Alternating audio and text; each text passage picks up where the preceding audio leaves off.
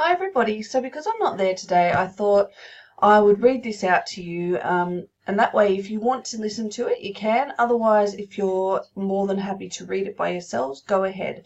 It just gives you the option to do either one.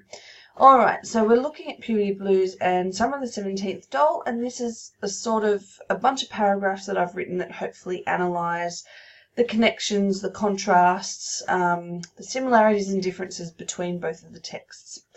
So you've got the sheet in front of you, read along as I do. There are many similarities and differences between Puberty Blues and the Summer of the 17th Doll.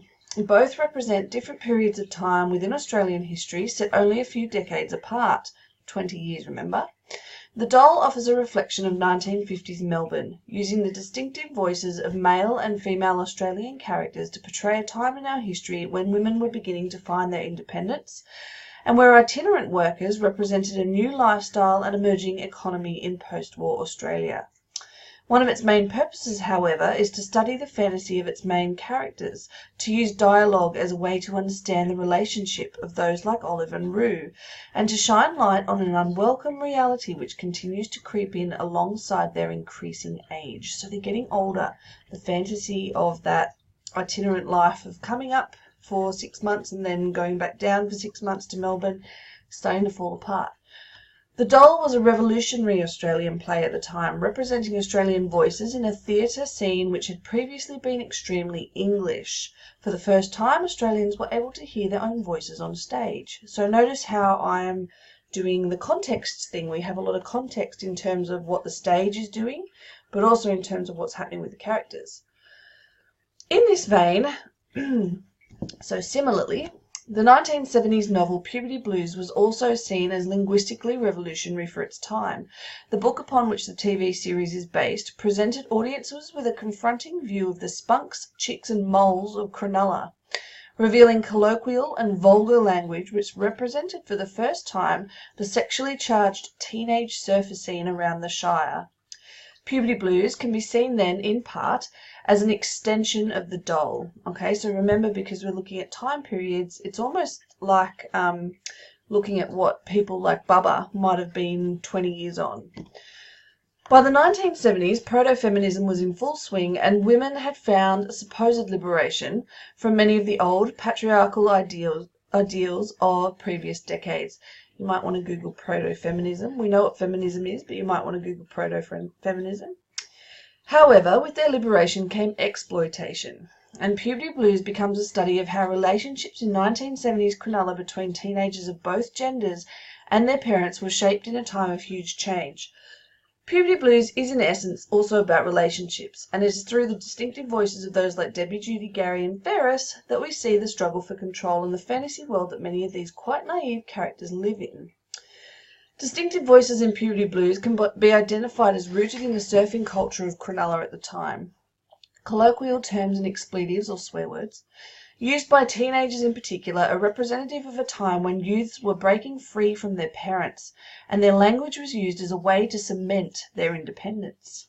However, it is often in the conversations and conflicts between parents and their teenage children that we see the way in which voice and language is used to portray the needs, wants and ideals of certain characters.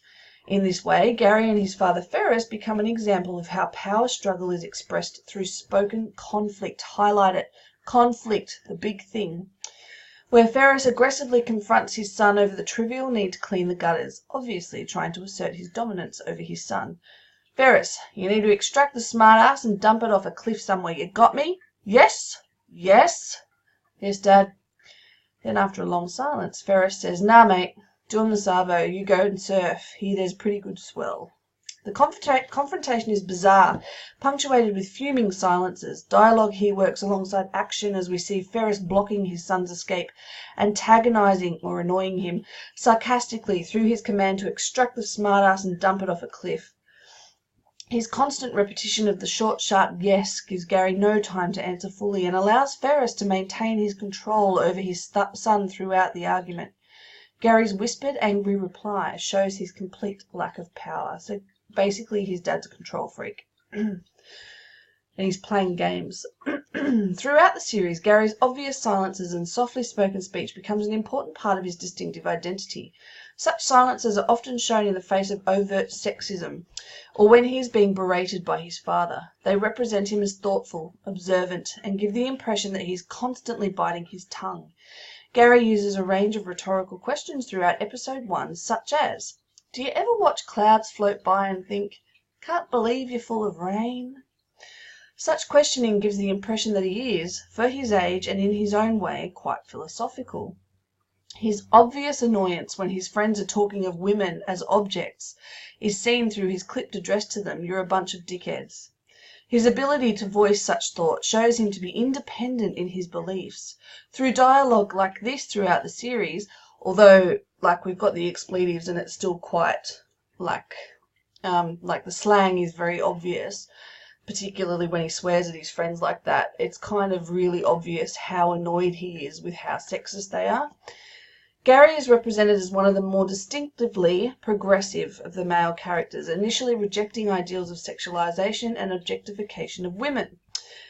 This gentleness is juxtaposed in all of the conversation he has with his father. The above conflict in particular, the sudden change in Ferris's manner and the tone at the end of the argument, truly gives the audience an insight into the older man's manipulative need to maintain power over his son. Remember that theme, power? After quite a spiteful exchange, we see Ferris relax, playing with his son's anger through the insincere use of mate as an endearment, completely contrasting against his previous insulting command. The director here shows Ferris to be unpredictable, a father figure not worthy of the quietly spoken, deeply thinking Gary.